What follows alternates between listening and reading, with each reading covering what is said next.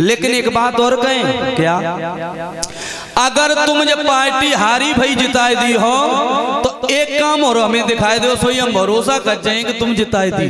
कहा प्रभु जिस सामने जो वृक्ष दिख रहा है, इस वृक्ष पे जितने पत्ते, तुम्हारा अगर एक बाण हर पत्ते को भेद देगा, मुझे भरोसा हो जाएगा कि तुम्हारी हुई पार्टी को जिता दोगे। बबरी घसने लगा, जवाब दिया बस प्रभु छोटी सी बात। देर नहीं की लड़का ने भगवान से आदेश लिया और जवाब दिया, प्रभु अब आप एक एक पत्ती गिन लेना, हमारा बाण एक भी पत्ती साबित नहीं छोड़ेगा। और बेटा ने देर नहीं करी महाराज, अरे तरक सफेद बाण धरो, तरक सफेद बाण लो, धरो जमाई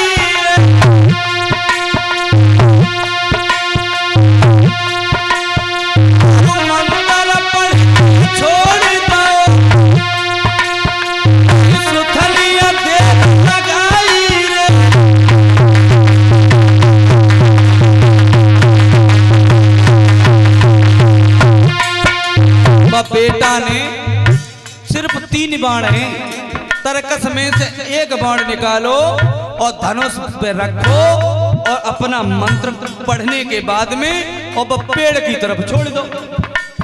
और जैसे ही वो पेड़ की तरफ वो बाण गया तो अब बाण अपना कर्म करने लगा और भगवान खुद देख रहे खड़े खड़े।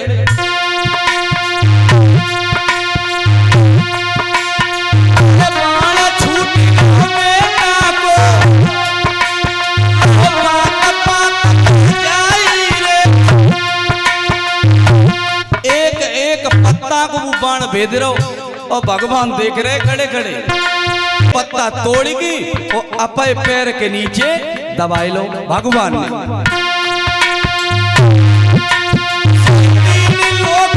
स्वामी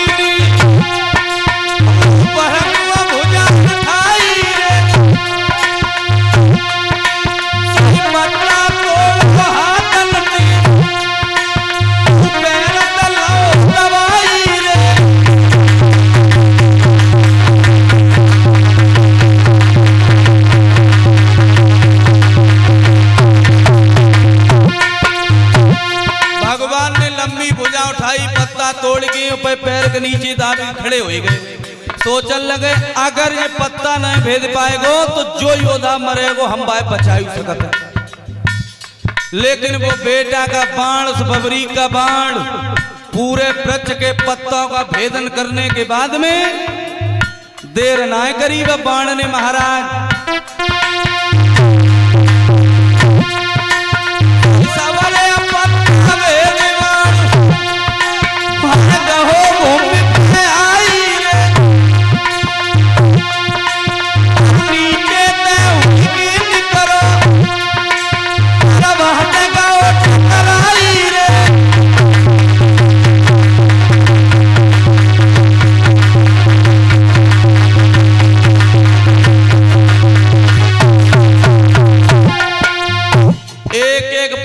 महाराज भेदन करने के बाद वही बाण जहां कन्हैया एक पत्ता दावे खड़े जमीन के नीचे से होकर के तरवा से आकर के लग गया। बबरी ने आवाज लगाई, देखो द्वारकाधीश पैर को हटा लीजिए और नहीं तो ये बाण तुम्हारे पैर को चीर करके ऊपर निकल जाएगा।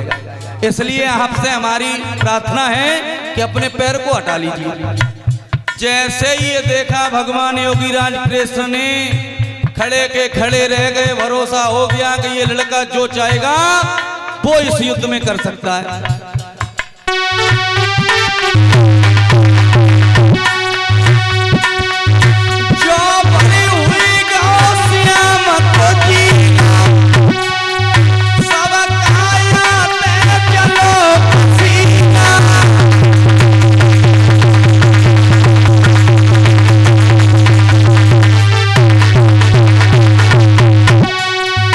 भगवान के मन में जी बात बैठ गई कि जे लड़का चाहेगा तो हारी भाई पार्टी पार्टी वास्तव में जीत जाएगी। और अगर कौरवा जीत गए तो सब खेल बिगड़ जाएगा। तो इसका कुछ न कुछ हमें अब करना होगा, इसका कुछ न कुछ करना होगा।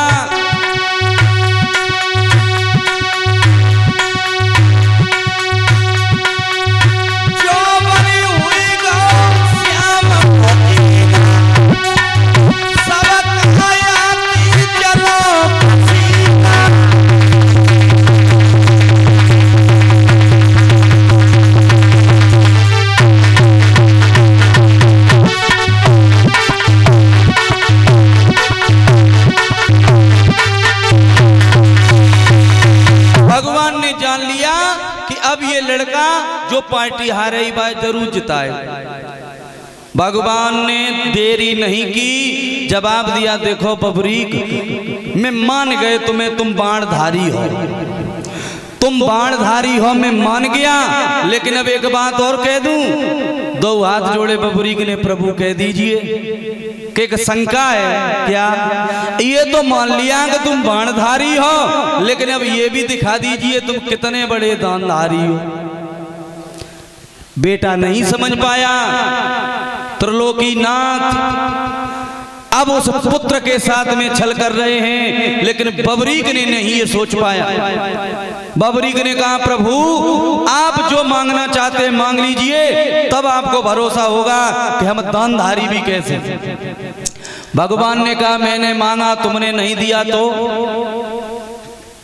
जवाब दिया हमने आपको वचन दिया आप जो मांगोगे हम वही देंगे। भगवान ने कहा एक बार माँ की कसम उठा जाइए। आज बबरीक ने अपने मैया की कसम उठाई कि आप जो भी मांगोगे मैं वही देंगे, चाहे आप हमारे प्राण भी मांग लीजिए। भगवान ने देर नहीं की, जवाब दिया पुत्र मुझे और कुछ नहीं चाहिए, अगर देना चाहते हो तो अभी दान में अपना सर दे दीजिए। जैसे ये शब्द कहे बबरीक रोने लगा, प्रभु तुमने हमारे साथ में ये बहुत बड़ा अनर्थ किया हे नाथ। अरे तुम जो चाहते दुनिया की वो चीज मांग लेते, लेकिन तुमने हमारे साथ में ऐसा क्यों किया कन्हैया। आज बबरीक रोने लगा, हाथ जोड़ करके कहता है प्रभु तुमने मेरे साथ ये अच्छा नहीं किया, आपने ये मेरे साथ अच्छा नहीं किया। और बोला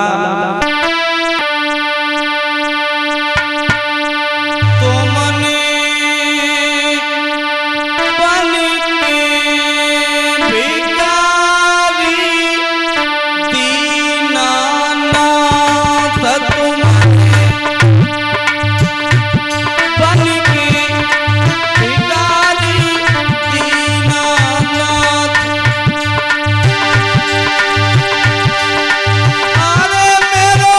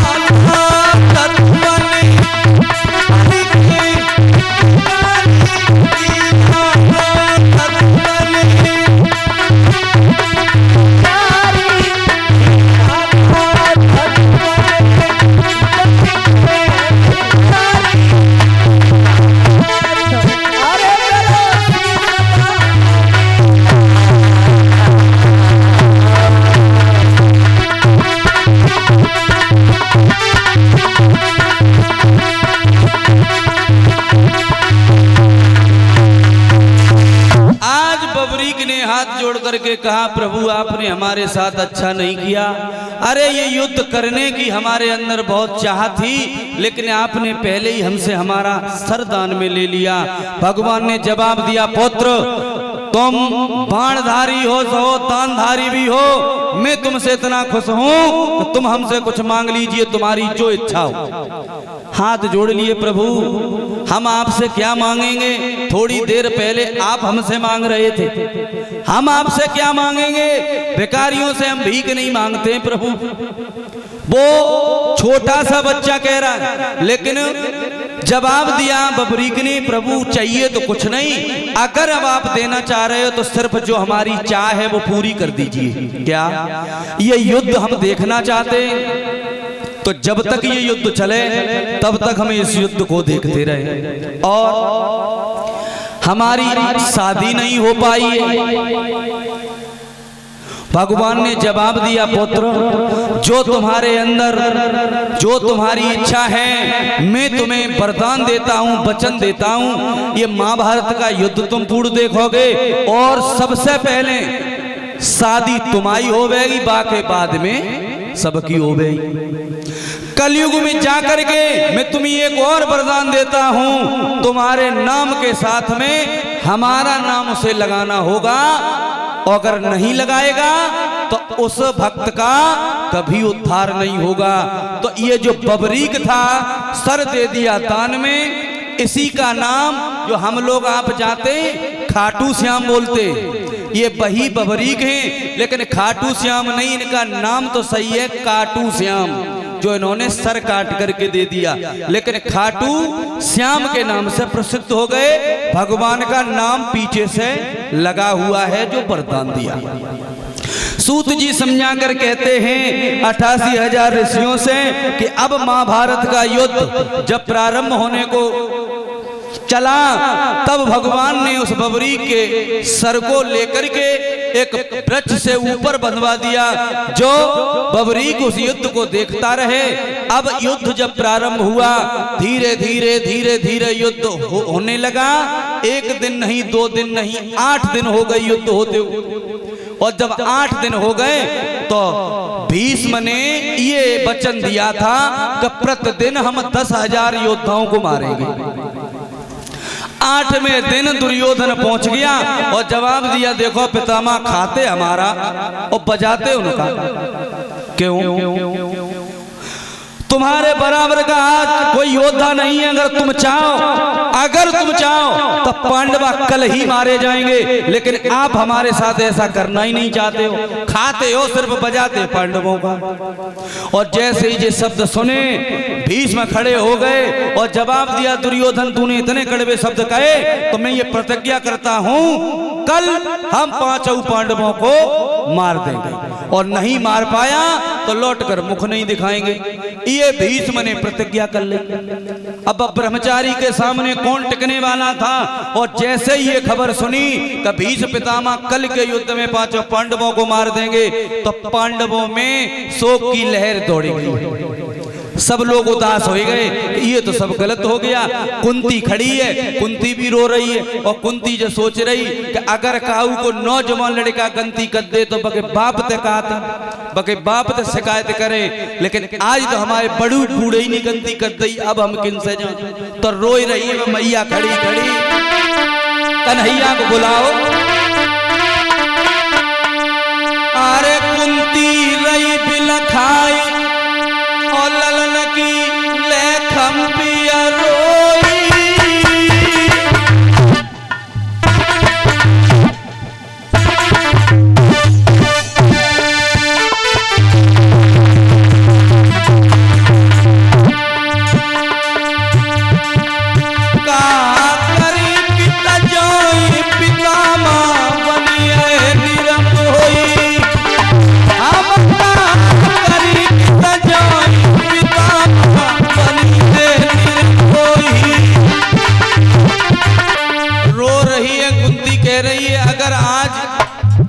कोई लड़का गलती करता, उसके सामने हम जाती, हाथ जोड़ती, उसके पैर छूती, निवेदन करती तो वो मान जाता, लेकिन आज बड़े बूढ़े ने गलती करी, हम कहें तो कहें किससे जाएं कि कन्हैया की कलाई पकड़ी और बोली कन्हैया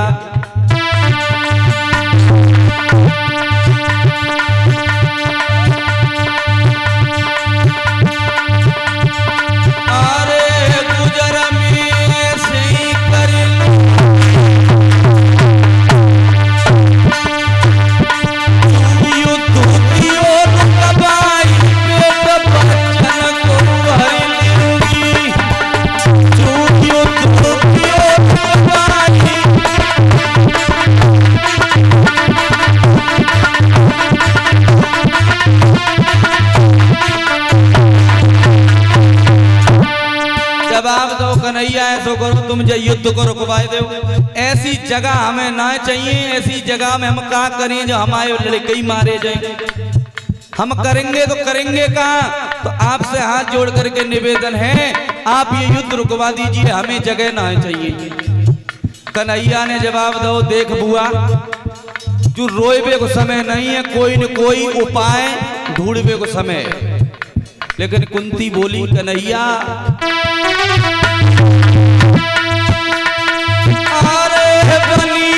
बनी गड़ी गई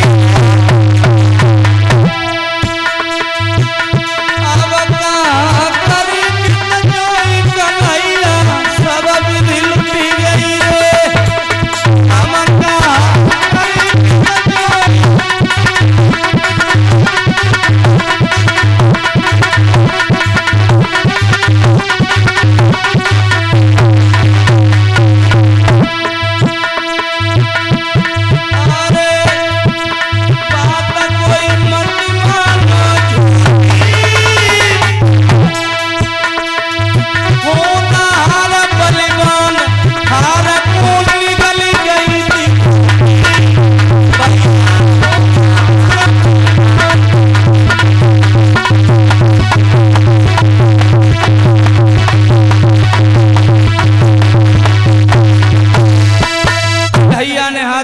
जवाब दो कुंती से बुआ अब तू रोई रही रुधन कर रही, जहाँ से कोई हल निकलवे बाऊ नहीं, कोई न कोई उपाय देख।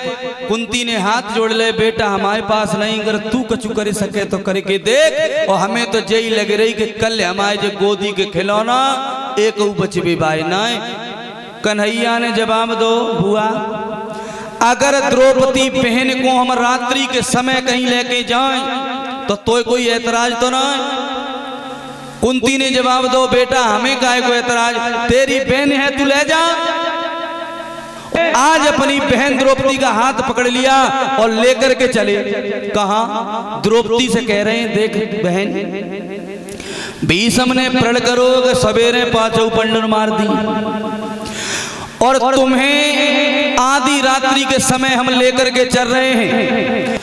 आज लेकर के जब कन्हैया चले अपनी बहन द्रौपदी को पहले ही समझा दिया तो जहां कुरुक्षेत्र है, जहां सब योद्धाओं के डेरा लगे हुए हैं, अब पता तो नहीं है कि भीष्म बाबा कौन से भाई डेरा में मिले। धीरे धीरे चुपचाप से जाए रहे और उठा करके देख लेते हैं पल्ला और फिर चले जाते। द्रौपदी कहती है भैया जे बाओ ना आगे बाओ है सकते बाबा को डेरा घूमत चले जाए रहे।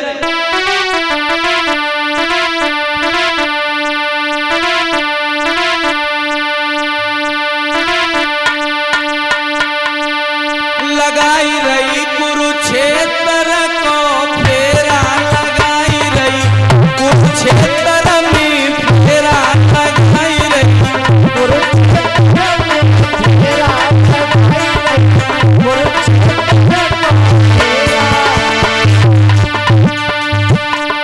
कन्हैया और द्रौपदी घूम रहे डेरा बाई डेरा देखत जा रहे भीष्म बाबा मिलेंगे कहाँ।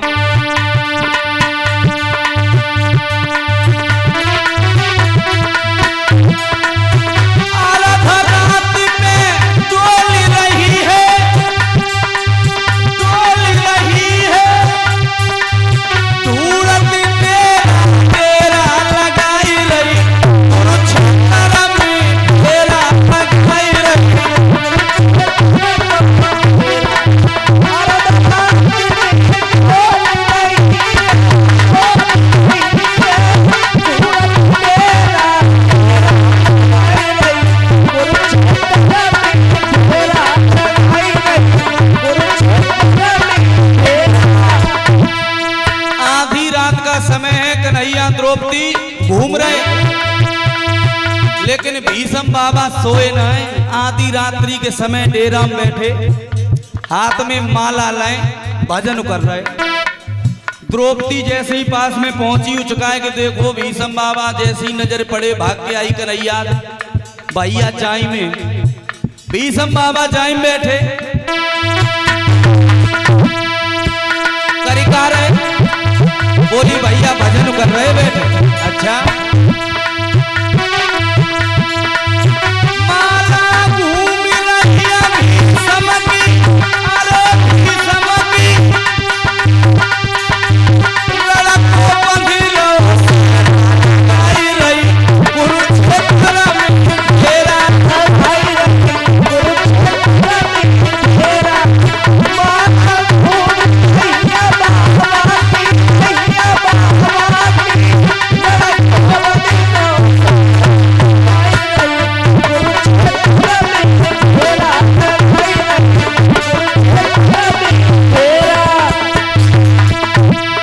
बाबा बैठे भजन कर रहे, माला लाई। कन्हैया ने पूछी क्या कर रहे, कि भजन कर रहे।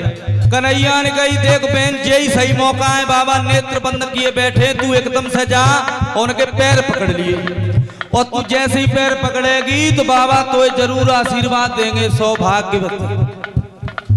और जैसे ही वे तो दे दीजिए वचन, सोई तू बाबा से एक बात पूछ लिए। का बाबा जो तुमने सवेरे प्रतिज्ञा करी, पांचों पंडवा मारेंगे, सुबह कह रहे, और रात में हमसे जो कह रहे कि तेरो सुहाग जो अमर बनो रहे, तो अब जाओ में कौन सी बात रहेगी? अब या तो रात बाई रहेगी या सवेरे बाई, ये बात हमें तुम बताओ। द्रौपदी गई, द्रौपदी ने जाएंगे पैर पकड़ ले, वो भीषम ने नहीं समझ पाई। भीषम ने समझी कौ कौरव की पत्नी आई हुई है आशीर्वाद ले, सो दे दो आशीर्वाद तुरंत, जैसे ही पैर पकड़े सौभाग्यवती। हाथ उठाए कहिया बाबा ने, कही बाबा ने स्वागत अमर गाय रही, कुरुक्षेत्र में घेरा खाई रही, कुरुक्षेत्र में घेरा।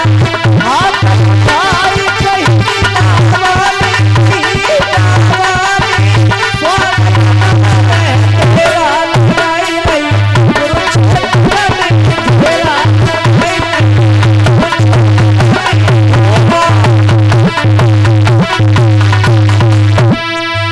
और जैसे ही आशीर्वाद दो, लौट के भाग के आई, भैया वचन तो दे दिया बाबा ने, तो फिर जा भाग, वचन दे दो, फिर भाग का एक आई बाबा से जी पूछ कि सवेरे जो प्रतिज्ञा करी कि पांचों पांडवों को मार देंगे, दिन में कह रहे कि पांडवों को मारेंगे और रात में कह रहे तेरे सुहाग अमर बनो रहे, तो ये दो बातें कैसे हो गई?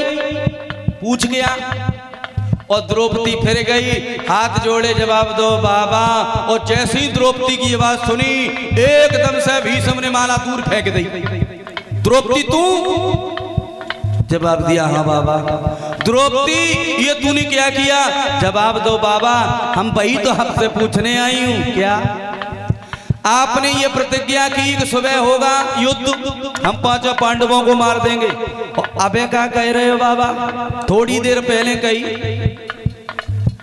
अबे तुम कह रहे कि तेरा सुहाग अमर बनो रहे, हमारे पति जीवित रहे। अब हमें ये बताए दे कि ये बात सुबह बाई हो गई या रात बाई हो गई? बाबा हंसने लगे। जवाब दो द्रौपदी, देख मेरी एक बात सुनता, जो बाहर खड़ो, समझ गए? बाहर खड़ो बाहर भीतर लेके आ। द्रौपदी गई बाहर,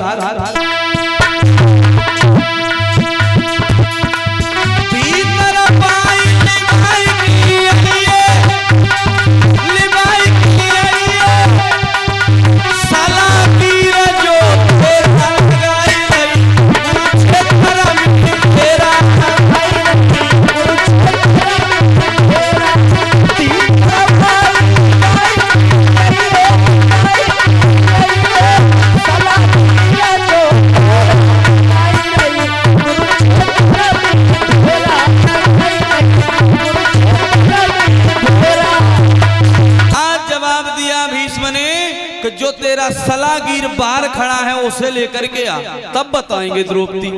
भगवान योगी राज कृष्ण गए, बाबा को प्रणाम किया।